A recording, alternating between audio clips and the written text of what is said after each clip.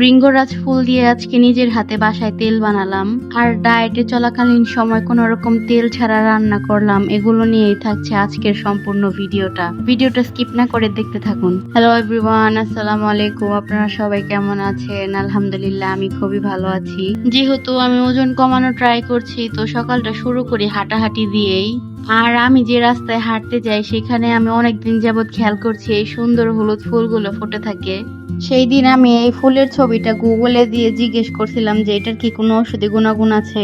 তখন আমি জানতে পারলাম এটা হচ্ছে ভৃঙ্গরাজ ফুল, যেটা আমাদের চুলকে খুবই সিল্কি স্মুথ করে আর চুলের গোড়া মজবুত করে। তারপর ভাবলাম একটা নতুন কিছু এক্সপেরিমেন্ট করি, বাসায় হোমমেড ন্যাচারাল তেল বানায় দেখি কেমন হয়। তো এখান থেকে আমি কতগুলা পাতা আর ফুল ছিঁড়ে আমার বাসায় নিয়ে আসছিলাম তেল বানানোর জন্য। সকালে কি সুন্দর ফকফকা রোদ দেখে হাঁটতে গেছিলাম, বাসায় আইতে আইতে দেখেন কি সুন্দর বৃষ্টি নেমে গেছে। মানে বৃষ্টি তো সেই বৃষ্টি, পুরাই ঝড় তুফানের মতো বৃষ্টি। দেখতে দেখতে আমার পেটে খিদা লেগে গেছে। যেহেতু আমি ডায়েট করছি, তো রাতের খাবারটা আমি 8টার মধ্যে শেষ করার ট্রাই করি, আর সকালের নাস্তাটা আমি খাই 10টার পরে। তো এখানে আমি একটা লাল আটার রুটি, একটা কলা আর একটা ডিম অল্প একটু বাটারে পোস্ট করে নিছি। লাল আটার রুটিটা আমাদের জন্য খুবই উপকারী, কারণ এটাতে অনেক বেশি ফাইবার থাকে। আর সাদা আটার রুটিটা খাইলে আমার তাড়াতাড়ি পেটটা খালি হয়ে যায়, লাগে পেটটা ভরেই নেই। তো এখানে আমি লাল আটার রুটিতে ডিম পোস্ট দিয়ে সুন্দর মতো ভরা ভরা খেয়ে নিতেছিলাম। আমি প্রতিদিন সকালে 2টা ডিম সেদ্ধ খাইলো, আজকে কেন জানি মনে হলো একটু রুটি দিয়ে ডিম খাই। তো অনেকদিন পরে লাল আটার রুটি দিয়ে ডিম খাইলাম। এখানে ভরা ভরা খাইতে অনেক ক্যালসিয়াম লাগতেছিল, তো এটা রুটির ভিতরে রোল বানিয়ে নিছি। এগুলো করতে করতে প্রায় দুপুরে টাইম হয়ে আসতেছিল। তো রান্না বান্না করে আমি আমার জন্য চিকেন রান্না করতেছিলাম।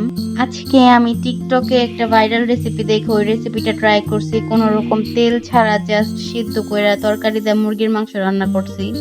অনেকেই আমারে জিজ্ঞেস করছে যে এটা খাইতে কিরকম লাগবো। খাওনের মতোই লাগছে, আবার কিরকম লাগবো। এখানে আমি মিষ্টি কুমড়া, আলু, ঢেঁড়স, পেঁয়াজ আর রসুন প্রথমে একটু হালকা হলুদ মরিচের গুঁড়া আর লবণ দিয়ে সিদ্ধ করে নিছি। তারপর লাস্টে কয়েকটা ঢেঁড়স আর কয়েকটা কাঁচামরিচ দিয়ে ঢাইকে দিছিলাম সুন্দর মতো, কারণ ঢেঁড়সটা আগে দিলে এটা একটু বেশি পিছলা পিছলে হয়ে যেত, তো আমি ওরকম চাইতেছিলাম না। এই যে পুরাই সম্পূর্ণ একটা সিদ্ধ খাবার, কোন রকম তেল ছাড়া, জাস্ট একটু মশলা আর লবণ দিয়ে সিদ্ধ। এরকম এক বাটি সবজি প্রতিদিন ডায়েটে রাখা পারলে এটা কিন্তু শরীরের জন্য খুবই উপকারী। এটা আমি প্রায় হাফ কাপ ভাত দিয়ে খাইছিলাম, লগে একটু লেবুও নিয়ে নিছিলাম। খাইতে আমার কাছে ভালোই লাগছে। প্রতিদিন ডায়েট মেনটেন করে রাখাটা খুবই কষ্টকর, মাঝে মধ্যে অনেক ভাজা পোড়া তেলওয়ালা জিনিসও খাওয়া হয়ে যায় আমার। এমন না যে আমি প্রফেশনাল কোনো ডায়েটিশিয়ান, আমি যতটুকু নিজে থেকে করতে পারি আমি অতটুকুই করতেছি। আপনারা যদি আমার ডায়েটের ফুল চার্ট চান, আমি আপনাদের সাথে অবশ্যই শেয়ার করব। খাওয়া দাওয়া শেষ করে বিকালে রেস্ট নেওয়ার পরে আমি একটু মাথায় তেল দিতে আসছিলাম ছাদে। তো তেল দিতে দিতে বিদায় নিতেছি। সবাই ভালো থাকবেন, আর ভিডিওটা ভালো লাগলে আমার চ্যানেলটা সাবস্ক্রাইব করে দিবেন। আল্লাহ হাফেজ।